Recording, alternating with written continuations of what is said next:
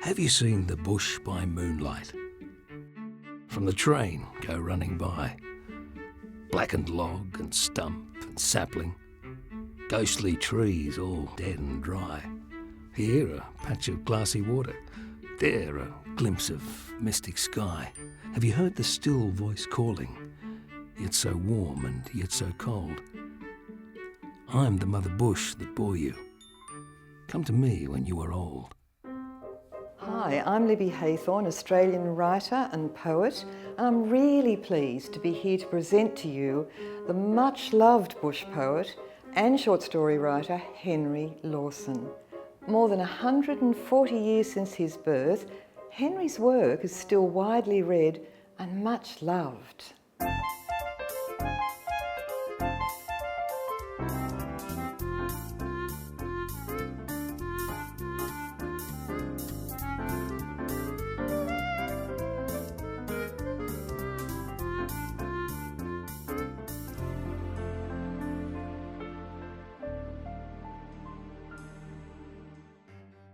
I'm here at the State Library of New South Wales today, where there are many, many treasures. Books, of course, but way more than books. We have manuscripts and letters written in the handwriting of those poets. No computers then. Photos, paintings, locks of hair, and more awesome stuff to help bring them to life, like Henry's hat, his walking stick, his pen, his pipe. Henry was born in a tent at Grenfell in New South Wales in 1867. His father Peter came from Norway following the call of the goldfields.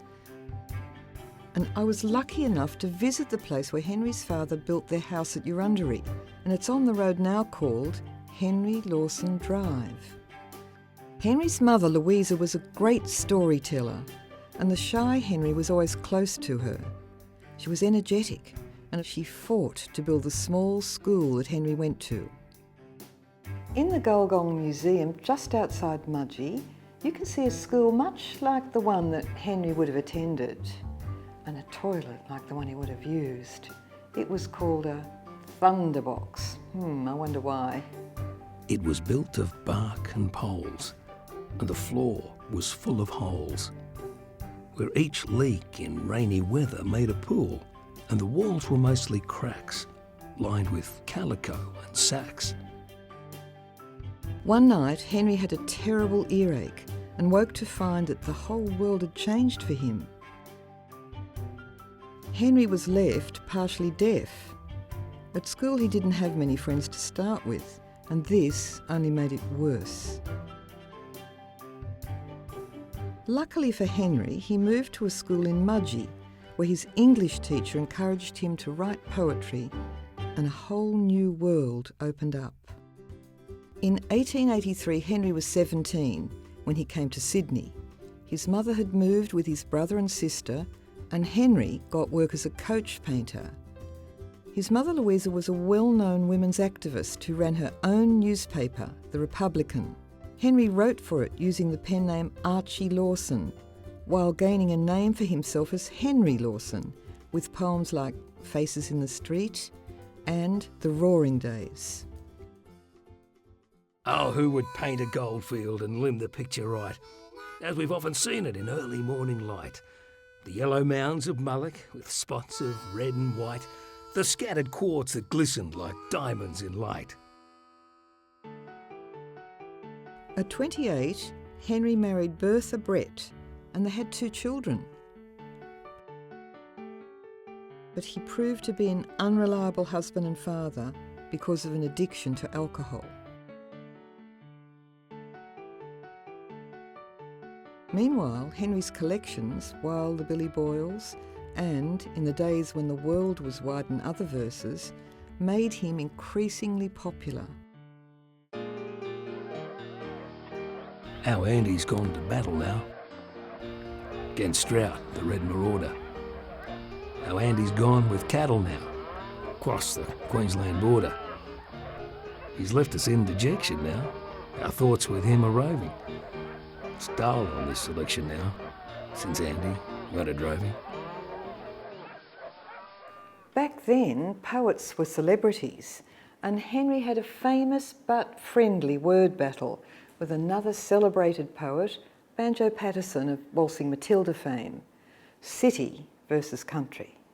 So you're back from up the country, Mr. Lawson, where you went, and you're cursing all the business in a bit of discontent. Well, we grieve to disappoint you, and it makes us sad to hear that it wasn't cool and shady and there wasn't plenty beer. It was pleasant up the country, city bushman, where you went, for you sought the greener patches, and you travelled like a gent. And you cursed the trams and buses and the turmoil and the push, though you know the squalid city needn't keep you from the bush. Do you want to see the hand that wrote that poem? Well, it's here in the library. The hand.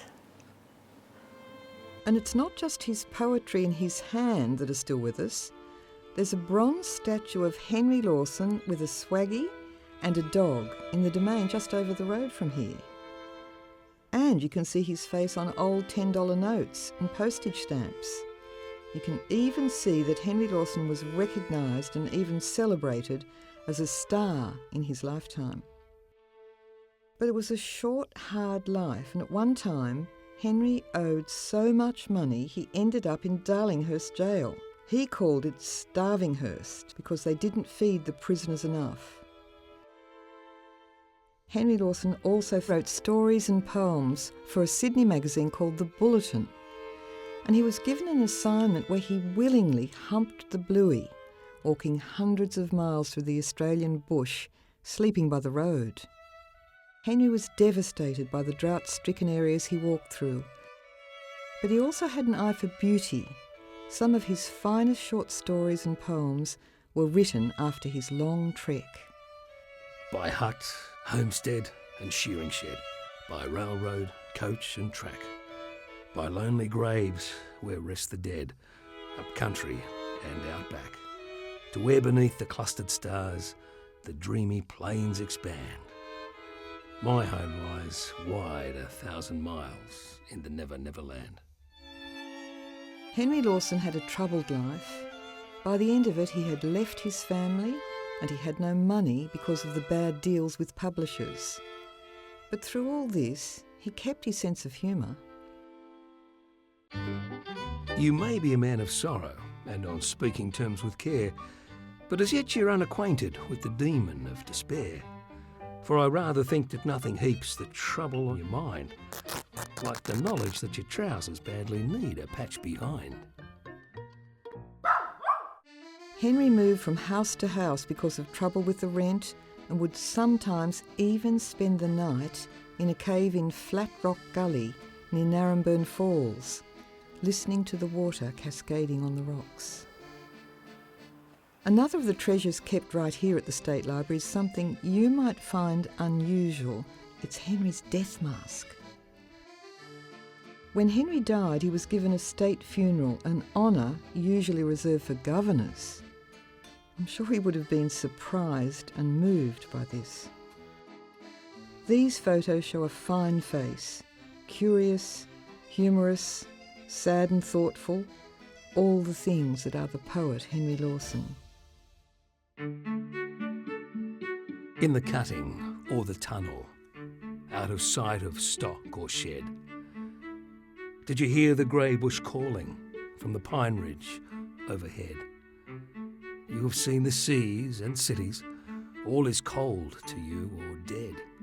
All seems done and all seems told, but the grey light turns to gold. I'm the mother bush that loves you. Come to me, now you are old.